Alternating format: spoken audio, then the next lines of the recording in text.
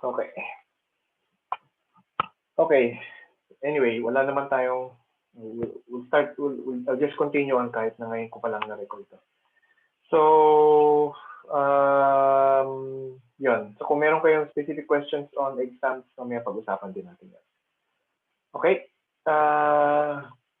So, ito yung ating lessons na supposedly mako-cover natin for this semester. Okay, itong shaded area, shaded part dito, yan yung na-cover na natin, yun yung na-cover na natin na weeks. Pero not necessarily yung na-cover natin na lessons. Okay, so as you see, we're in week 9 now. Nandito na tayo sa week 9, and supposedly we should have already discussed yung operational amplifiers. Okay? Pero nandito pa lang, yung discussion pa lang natin na nandito sa transistor circuits. Okay,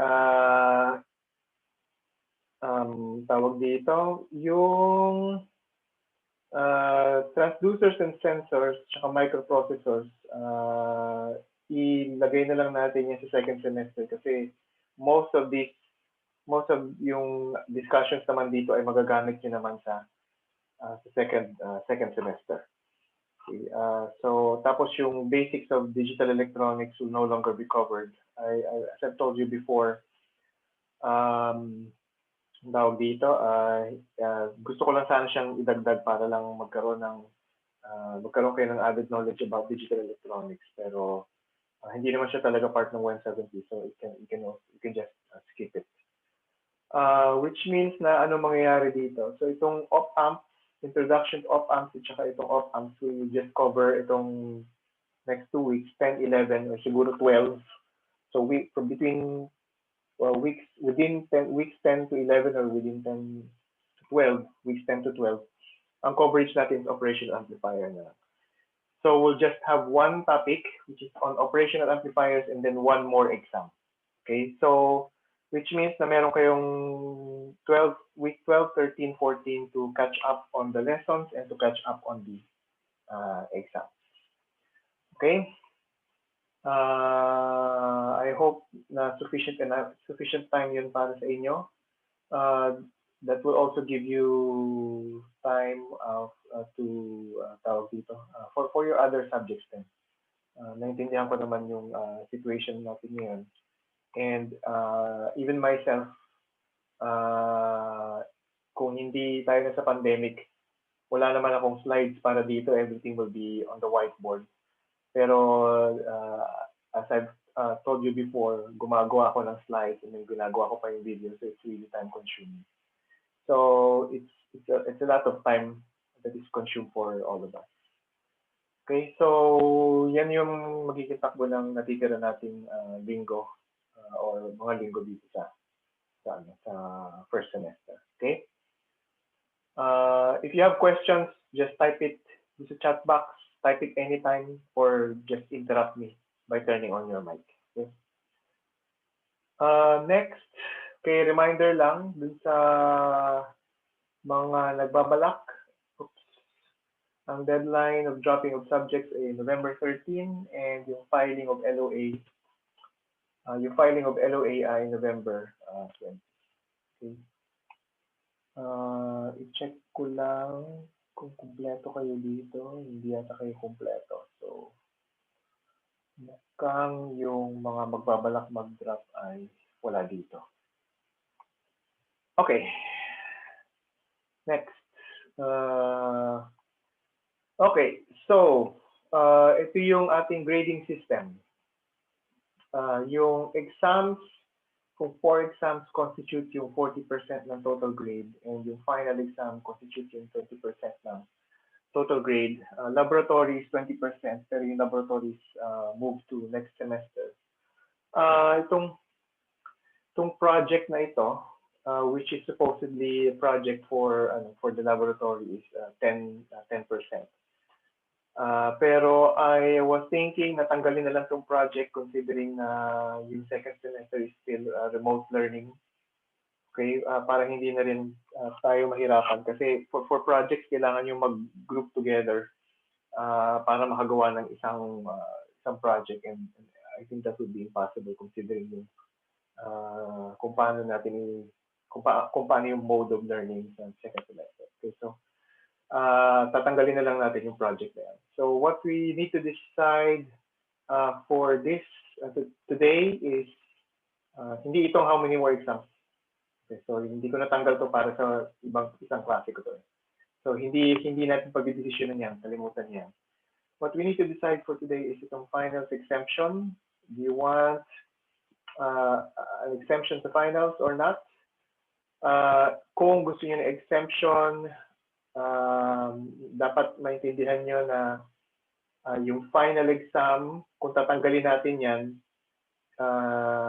ang mangyayari is yung 4 exams niyo will be 60% na yung total grade niyo. Okay? Kung hindi kayo may exempt or kung ayaw nyo magpa-exempt or kung ayaw nyo na exemption, then ganito pa rin yung grading system natin. 40% sa long exams and then 20% sa final exam. Okay, and then yung pangalawa natin pagdidesisyonan ay to remove yung project at kung anong gagawin natin dun sa 10%.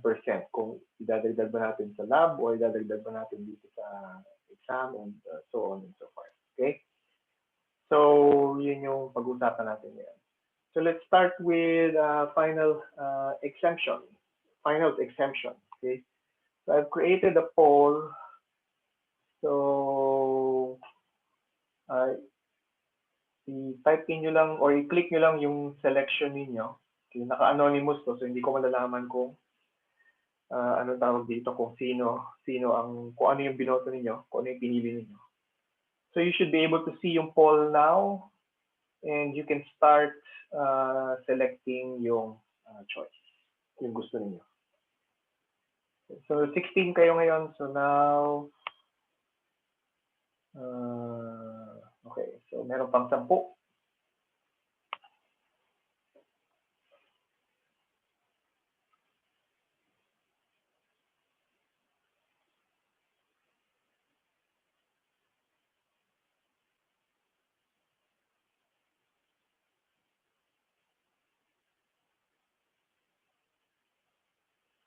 Okay, may 5 pa na hindi pa nakakapag-decide.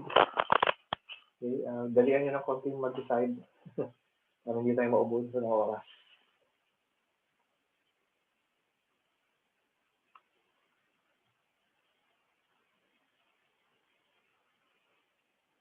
Okay, may 3 pa.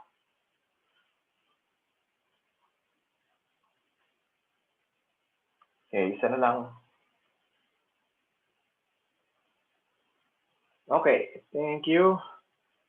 So we end the poll. Okay, and kukunin ko lang yung screenshot nito para meron akong kopya. Okay, and of course, i-share ko sa inyo yung results. So yun yung results. Nakikita niyo ba yung results? By the way, merong yes or no na button dun sa sa baba. Kung titignan niyo sa participants, makikita niyo may yes or no button. Okay, yeah, dito. Merong yes or no. So if I ask you a yes or no question, you can just simply click yes or no. Okay, so ang result dito ay with finals exemption sham and without final exemptions ay dito. So we're going to have a finals exemption, okay, 4173. Okay? Hindi na ako magtatanong ng reasons. Okay? Basta ito na yung ating tawag dito. Susundin. So dahil dyan, we're going to remove itong 20% na ito. So yung exams nyo ngayon will be 60%. Okay. Now here's the thing. Okay. This is a finals exemption. We're talking about a finals exemption, which means that some of you will be exempted. And for those who will be exempted, you still have an option to take the final exam. Okay? Pero before you make that decision, you have to compute kung ano muna yung grade ninyo na kakailanganin, okay?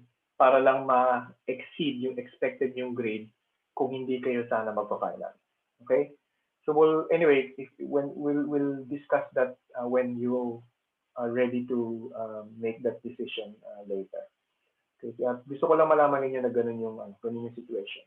If kung lumabas na you are exempted, you can still take the final exam, but you have to consider kung mas tataas ba yung grade nyo o hindi. Okay? So next na poll natin is yung tawag dito, ano yung final exemption grade? Okay, so I'm going to post this poll now. Okay, so you should be able to see yung poll na yan ngayon. So, yan lang yung pagpipilian ninyo. 50, 60, 70, 80, 90, 100. So, you can choose any number in between. Okay.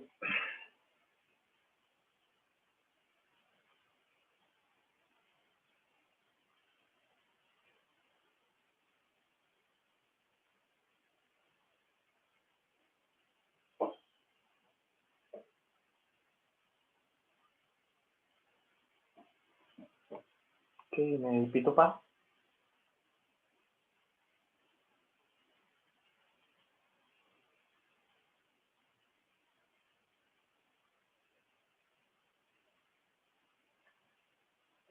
Anim.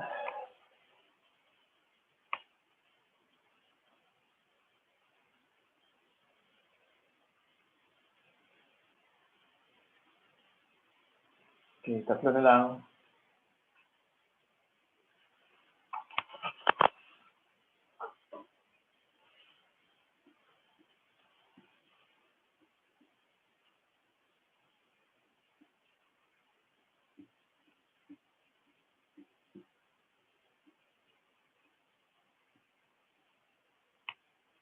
Okay, one more.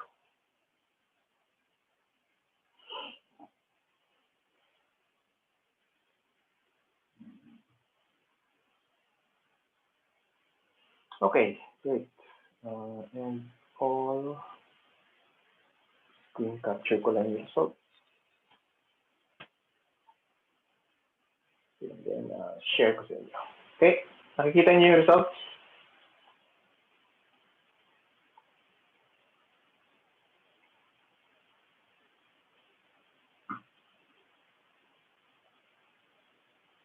Okay.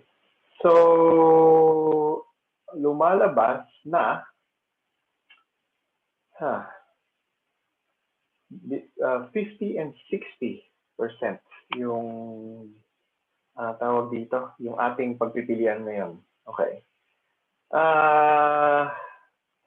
Anong gagawin natin dito? Should we take the average? Ano sa tingin nyo? Meron bang gustong mag-post ng opinion nila via chat or turn on nyo na lang yung mic nyo?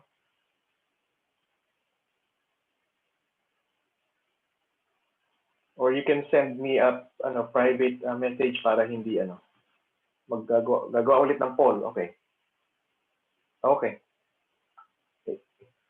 Isang tao pa lang. Ikaw pa rin yung nagsabi. What about yung iba? Do you think nagawa na lang ulit ng poll?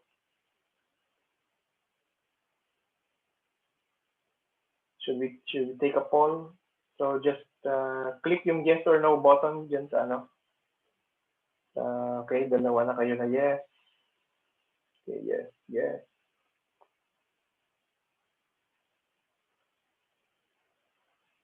Okay, sige. Hindi, marami na kayong nag-yes. Okay, so nakita ko na dito. Okay, so stop sharing. Okay, so I have, bigyan nyo lang ako ng 1 minute just to make this tawag dito, poll question. Hindi, ang gagawin ko ganito. I-relaunch ko na lang itong poll, okay, para hindi ko na pero dalawa lang pagpipilian nyo 50 or 60 lang, okay? Okay, so ganito. Launch poll 2, okay, continue. Okay, so nandiyan na ulit. 50 and 60 lang pagpipilian ninyo.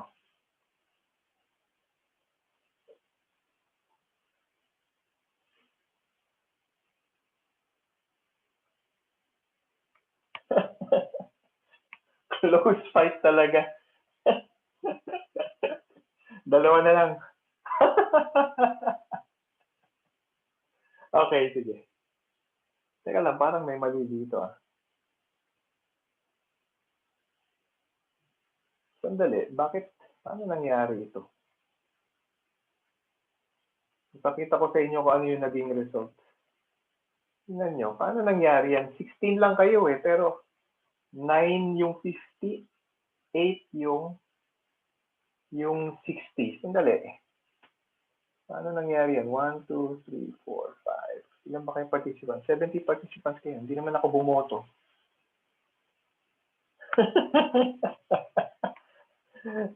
Oo nga eh. Sino yun? Okay, ganito. I-edit ko yung, we'll take another poll, okay? I-edit ko yung poll and tatanggalin ko yung anonymity para makita ko yung nadoble, okay? So, just give me a few seconds. Sorry. Edit. Okay. Tanggalin ko muna itong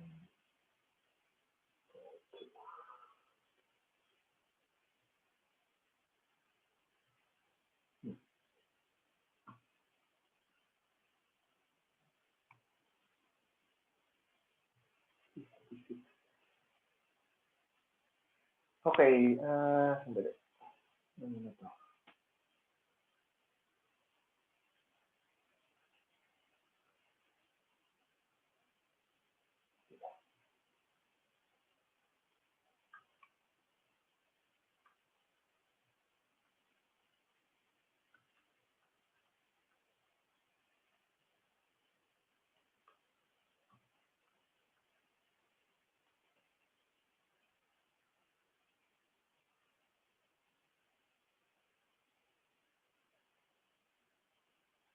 Okay, so ito na. Hindi, inulit ko lang, same question pero tinanggal ko yung anonymity. Okay, para makita ko lang yan. Okay, okay sige. One more time.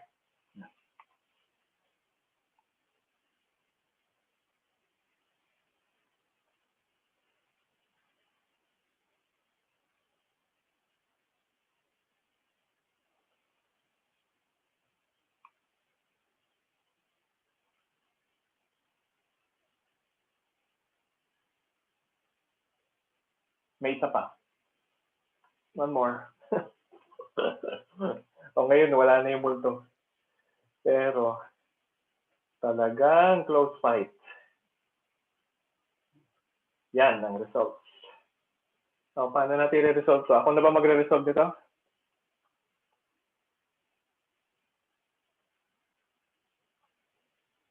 Ako na ba ang magre-resolve?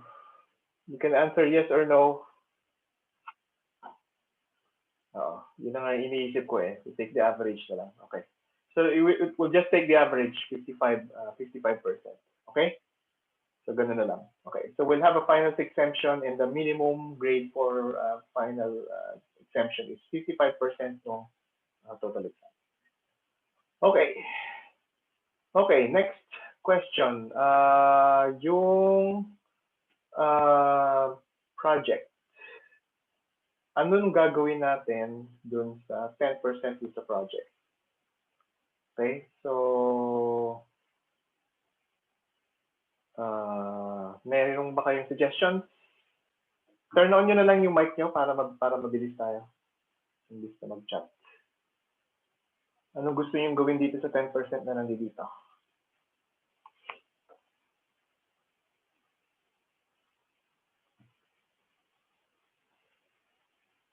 May suggestions ba?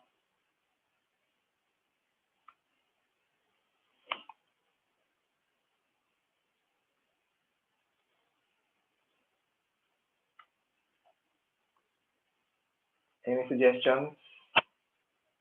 Dun sa 10%?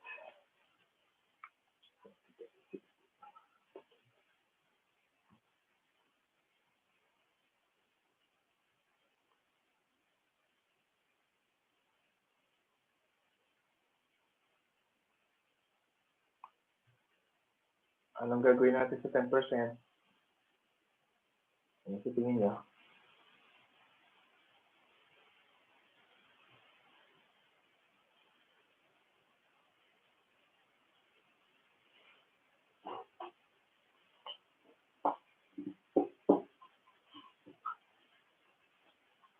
Ano? Any suggestions? We can add this sa exam grade. We can add this sa tawag dito.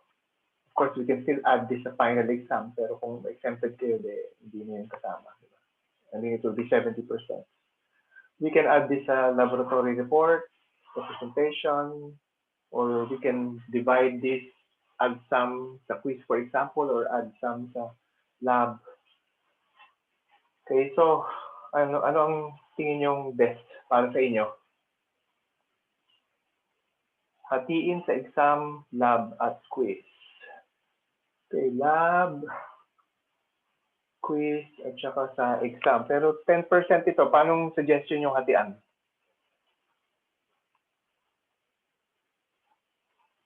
Okay, yes or no question.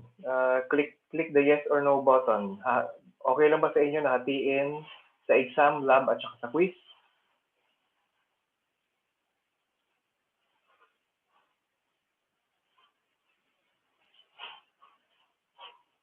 Okay, sige. May mga nag-yes, may mga nag-no. Okay? So, dun sa mga nag-yes, dun sa mga nag-no, ano ang suggestion niyo?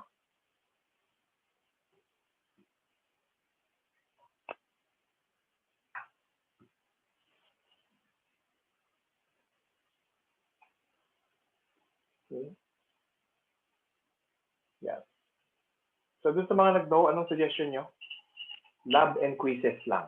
Okay? So, hahatiin, pero dun lang sa lab and quizzes. So, ang lab ngayon magiging 25% at yung quiz ay magiging 15%. Okay, yes or no question ulit. Okay ba sa inyo yung suggestion na yun?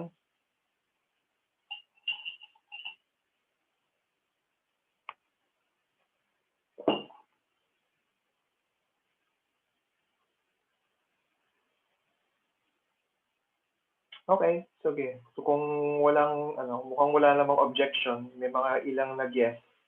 Okay, great. So ganito na yung mangyayari 40% yung exam, 20% yung final, 25% yung lab, 15% yung quizzes. Kung exempted kayo, 60% yung exams. At wala na yung final. Okay, klaro ba yon? Okay, is that clear? Okay. Okay. Sige. Okay, pwede na tayong mag-move on. Sa next slide. Okay, next slide. Okay, so ito yung proposal for the second semester. This has been approved by the UP, the BOR. Okay, so sa second semester, ang mode of learning pa rin natin is tawag dito is blended learning. So which means that for us mag-a-adjust tayo significantly dun sa kung paano natin gagawin yung laboratory. Okay? Anong tawag dito? So, kung titignan nyo rito sa corner, we're going to use, dun sa second semester, we're still going to use the same DLE module. Okay? So, makikita nyo pa rin yung same lessons as before. Pero, magdadagdag na lang ako ng activities corresponding dun sa laboratory. Okay? Ano ang pag-aaralan for the second semester? Typically, may set of experiments talaga na na-design na for a regular face-to-face session. Pero dahil na blended learning tayo, dito ang pag-aaralan natin is transducer sensors at microprocessors. So I'm going to redesign the whole laboratory part. We're also going to study troubleshooting. So kung nakikita nyo dun sa ating main reference, at the end of the chapter, meron doong exercises on troubleshooting. So we're going to do those exercises as well, okay, as part of yung experimental part.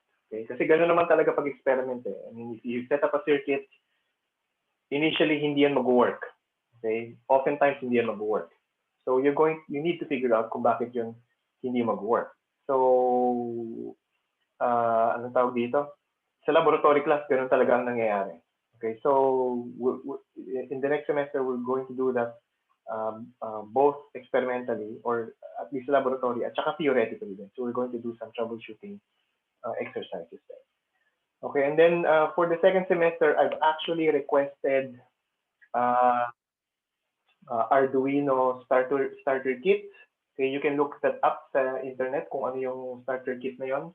But tawag dito, it's Arduino based. Arduino is a microprocessor. And then ang dami ng mga ano doon, mga components, mga sensors and everything. So I'm going to redesign yung laboratory natin to be able to focus on that starter kit. And I also requested that each of you get one.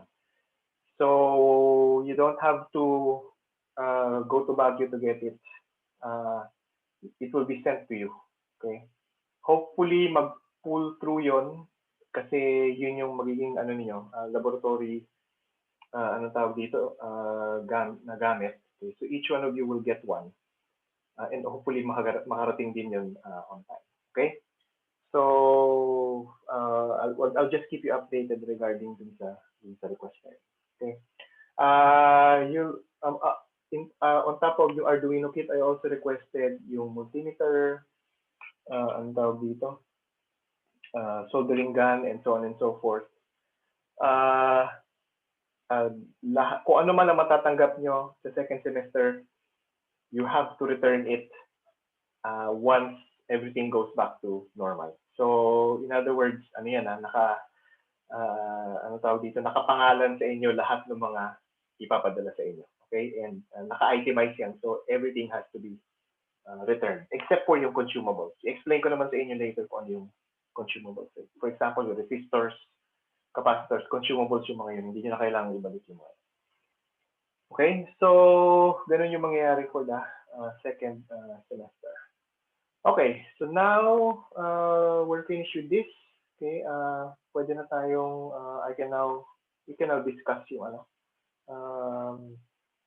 questions niyo kung meron kayong questions. Okay, so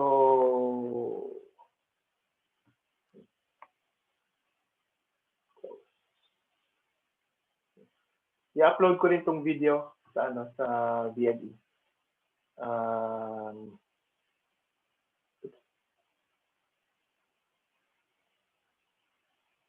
Okay, so i-upload ko rin itong video sa BNE para lang tawag dito, ma-review nyo ulit. Okay, so may mga questions kayo regarding the lessons muna?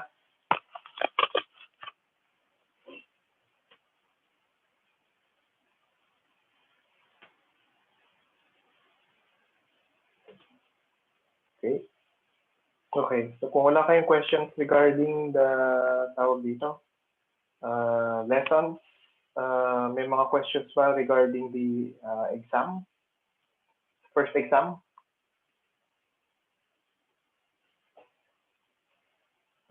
Any of you can ask. Kasi lahat naman ng nandito sa meeting ngayon ay nag-take na ng first exam. Okay.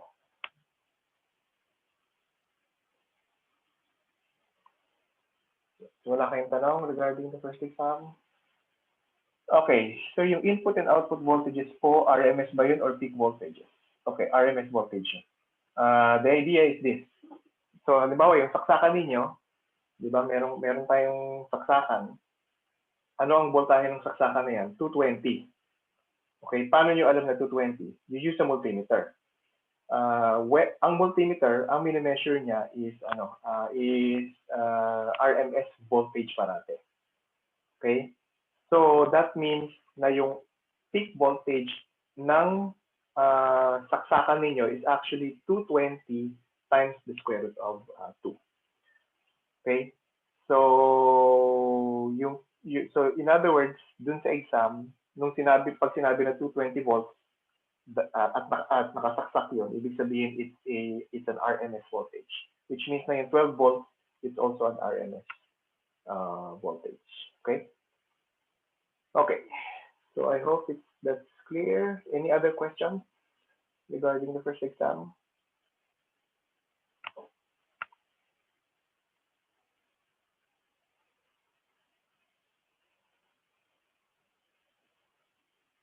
Okay. Wala na. Regarding the second exam. Okay, so dalawa pa lang kayo na nag-second exam. So if wala nang kayong questions, we can end this meeting now. Tawag dito, and then we'll just see each other sa consultation. Okay? Wala po bang limited F2F, face-to-face? Okay. Preferred nyo ba na magkaroon ng face-to-face classes?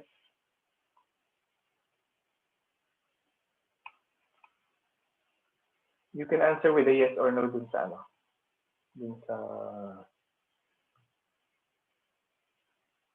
talaga, mas gusto niyo ang face-to-face?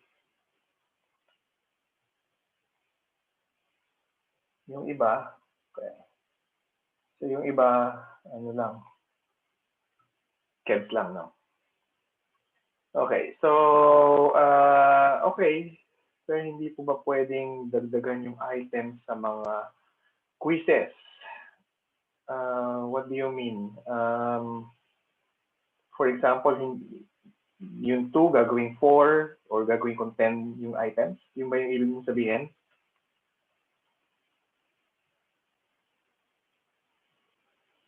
Or dadagdagan ko yung number of quizzes?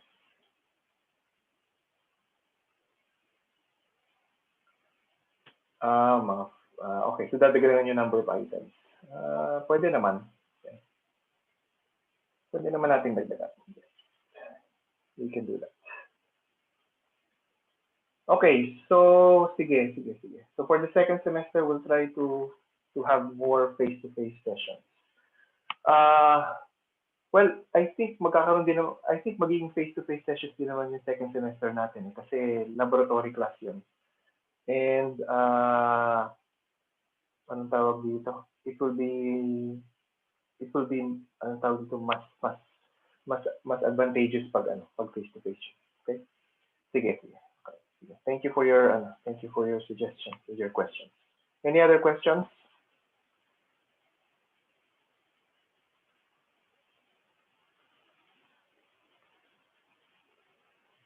Any other questions? Okay, so kung wala na kayong tanong, then see you sa consultation session. Okay? So, thank you for coming. I-end ko na yung meeting.